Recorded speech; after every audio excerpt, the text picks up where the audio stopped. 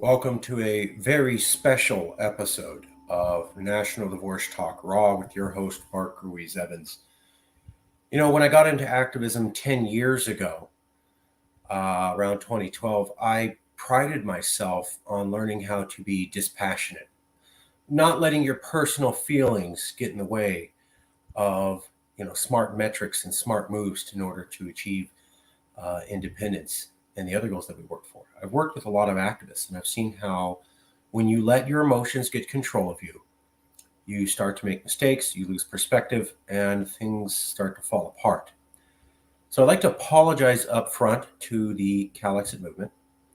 If I make any mistakes in this recording, I apologize. It is my sincerest apology to the entire movement. I'm going to do my absolute best to cover this issue now in a impartial manner and not let my emotions control it.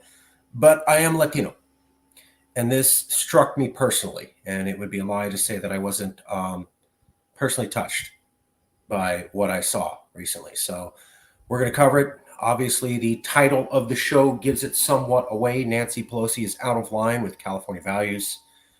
We'll walk you through what that means and the proof for it, and why I feel and I pushed for our organization to take the stance that we did. I felt it was right as a minority in California, and I also felt that it was right as an activist with a decade of experience. So my emotional side and my intellectual side aligned for this, and here's the show that we're going to give to you now.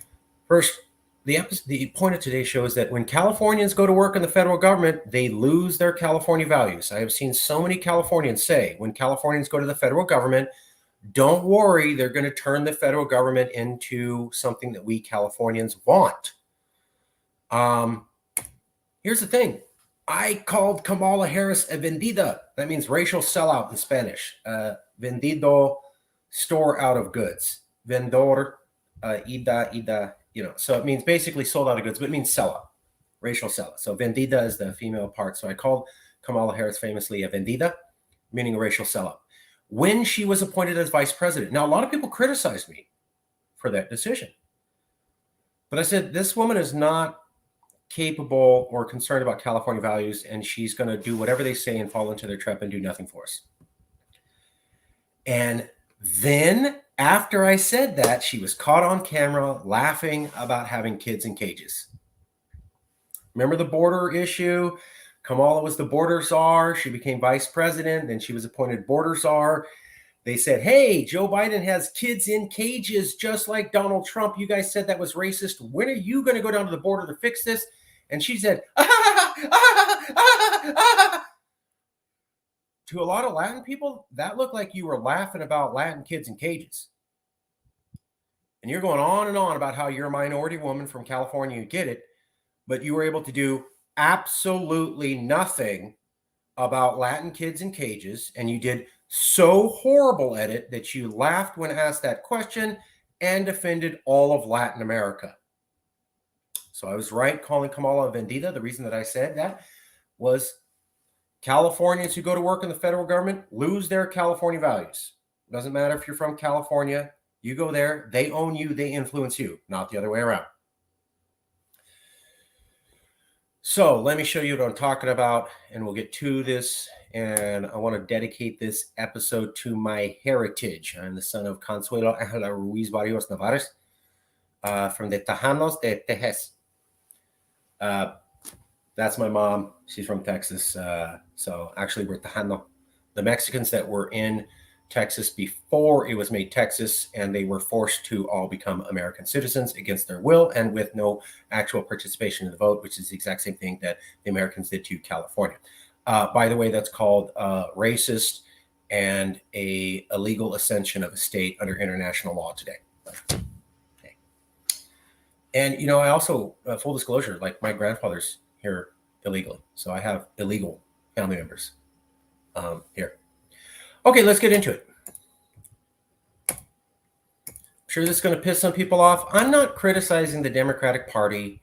I'm not criticizing California values. I'm criticizing California officials who go to the federal government and then turn into Americans and don't act like Californians anymore. And I'm pointing out with Kamala and recently what happened with Nancy is all just a pattern we've documented way before. So let me show you what we're talking about.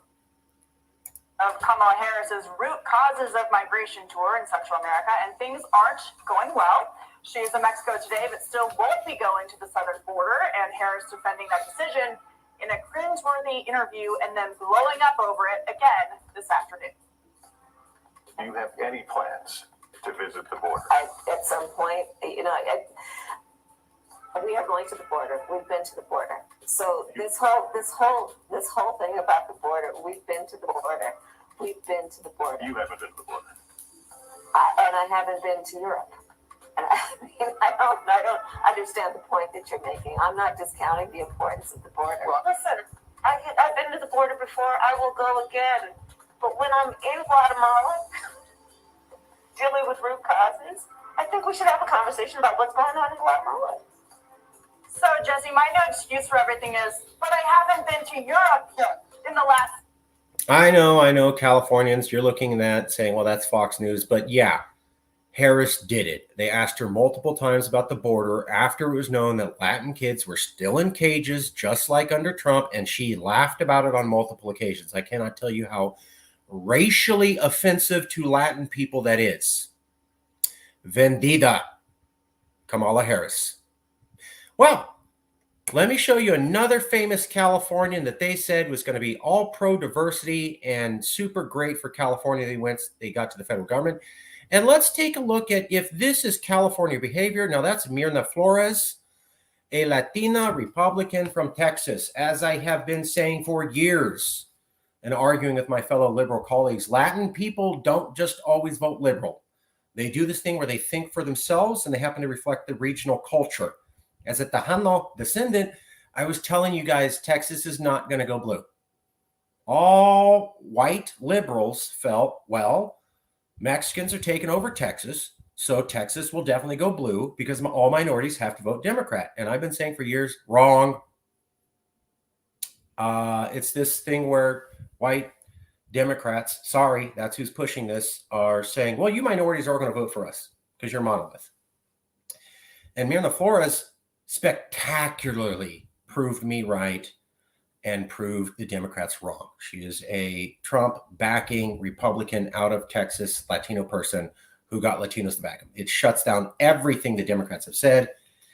And let's take a look at how the older Caucasian Nancy Pelosi treats the young brown children of a young brown person of an immigration background to America after she wins the election. Let's take a look.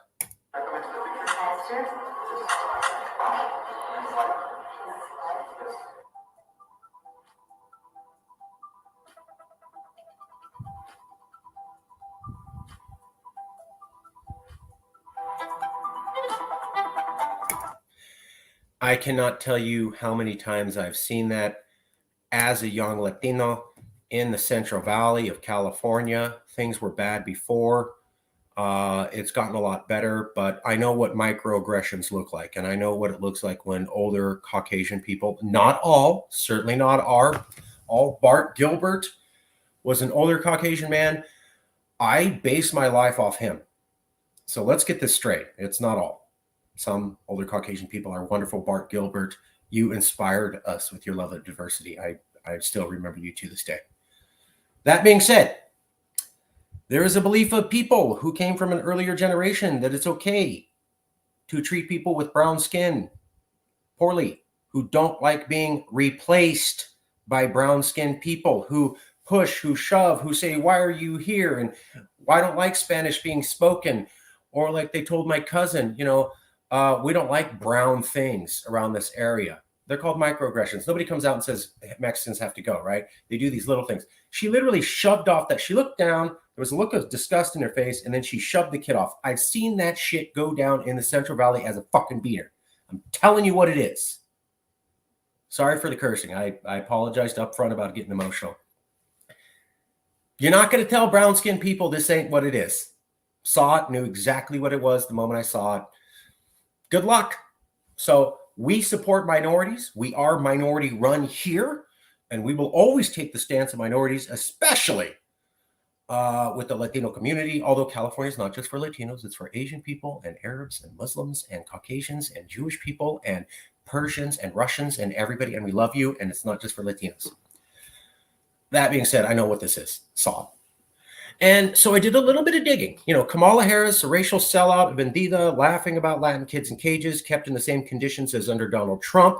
And then here's Nancy Pelosi with a Latina from the other party disproving a theory she's been trumpeting for a while, that the demographics of Latinos are going to go Democratic, and that's just the way that it is, and Texas will turn blue. And now she's proven spectacularly wrong. And how does she react? With anger towards a brown-skinned child.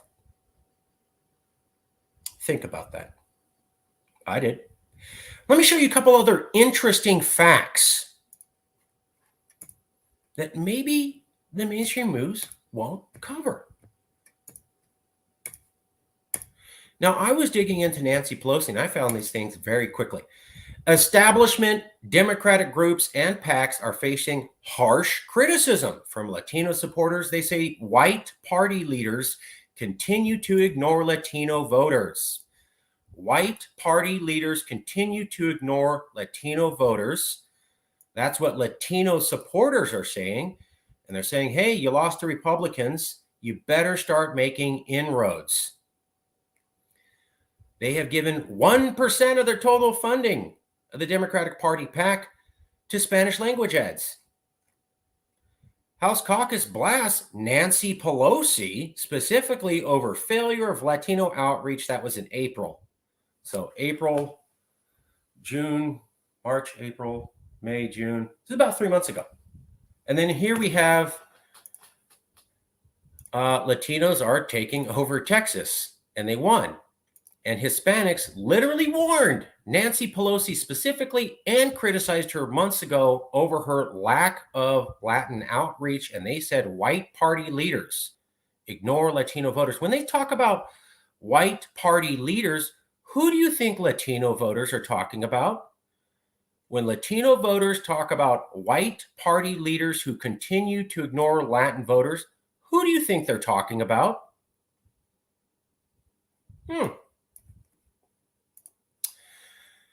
Then I did a little bit more digging. So a while back, Nancy Pelosi got into a fight with Alexandria Ocasio-Cortez, AOC. And I found this article here. And what's interesting is that this is a minority woman who's talking about, wow, Nancy Pelosi really shows no restraint in tearing down AOC and Ilhan Omar. AOC and Ilhan Omar are minority brown-skinned women who come from immigration backgrounds. See a pattern? Immigration background, minority, female, challenging her, Mirna Flores, AOC, Ilhan Omar. And here's a minority woman going, I watched how Nancy Pelosi treated these other minority women, and I was blown away at the lack of civility and no restraint she had. Almost like she was racist to him. Can't prove that, but here's a minority asking questions. She's not alone. It started with a rare public rebuke of Pelosi chiding AOC, as she's called, in the newspaper interview. So party leaders insulting members of their party like AOC, like Nancy Pelosi did to AOC, are rare. So it doesn't happen very often. It's not normal. It doesn't just happen every other day. It's part of the business. This was rare. Nancy Pelosi treating AOC with such anger and vitriol. People were saying, wow, you show no reservation attacking these minority women. You seem totally cool doing it. AOC calls Pelosi singling out Democratic women of color disrespectful. And here's AOC saying, hey, Nancy, it looks like you're an old white lady who likes to pick on young minority females. Which is what this woman said, and which is what this article is pointing out. And here's AOC calling her basically discriminating against women of color. Oh, here's another article.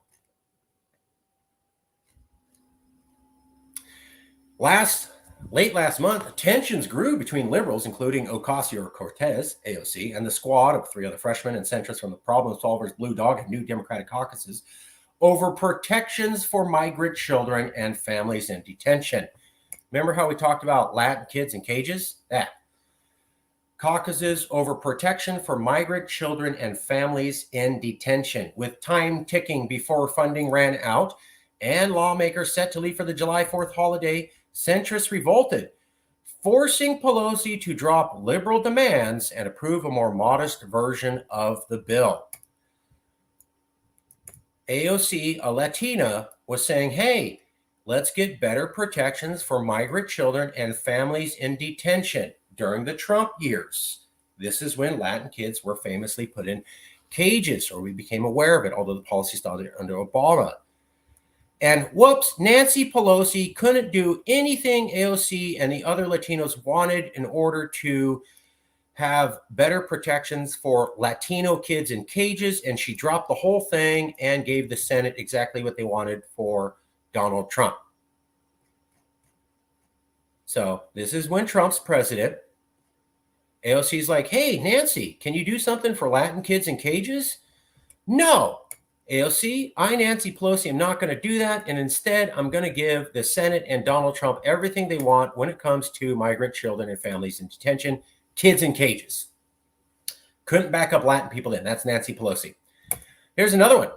Well, it seems that Nancy Pelosi got into multiple fights with multiple Latinas. Here's one I've never even heard of, Linda Sanchez. So Nancy Pelosi got into an argument with AOC, an up-and-coming Latina, but she wasn't the only one. Here's another Latina who got into an argument with Nancy Pelosi and then said, let's get rid of Nancy Pelosi. And now this Latina got into an argument with her and is gone. So that's two young, brown-skinned minority women who Nancy Pelosi just happened to get into an argument with, and who people said, wow, Nancy, your reckless abandon of decency when talking about AOC seems a little racist. And you had the Latino caucus months ago saying, Nancy, wow, you talk like you care about Latin people, but seems like white people don't want to listen to Latin people in the Democratic Party, and you don't actually care about Latinos. That's what the Latin caucus said only a few months ago. But here's another one.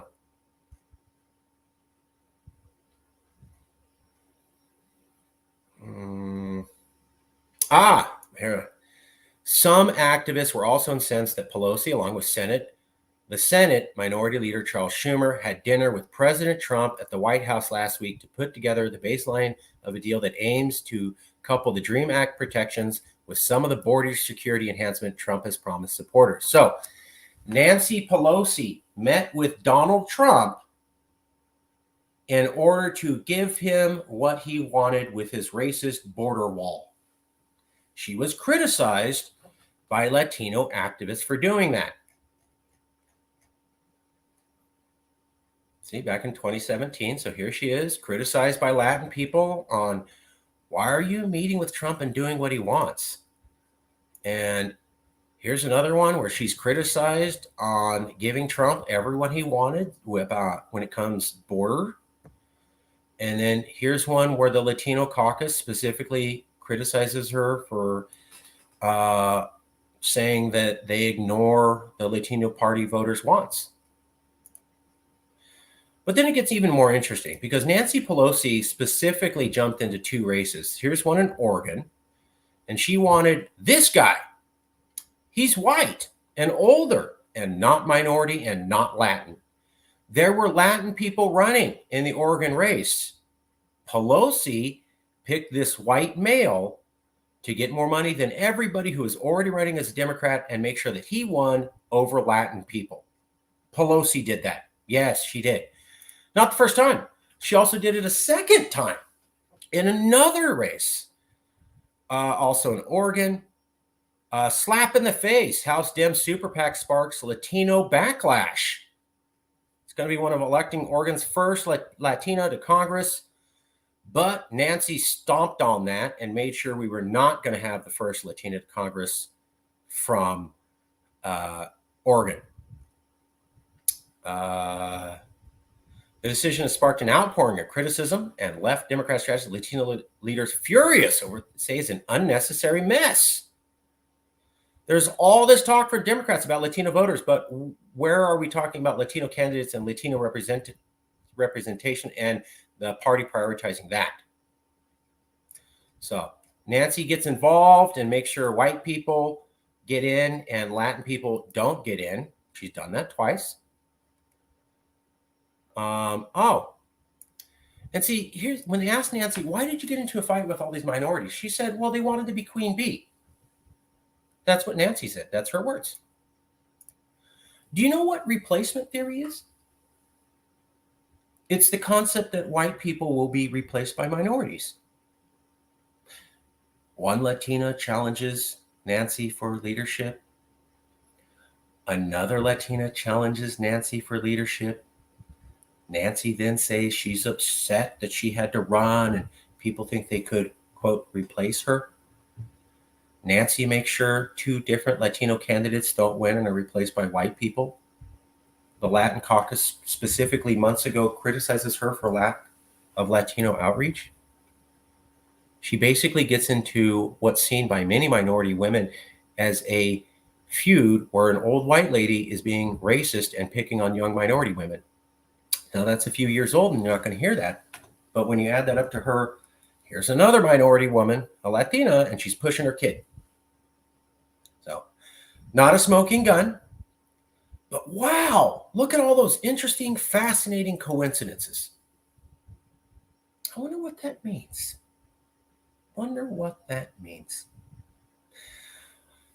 I think it's clearly this.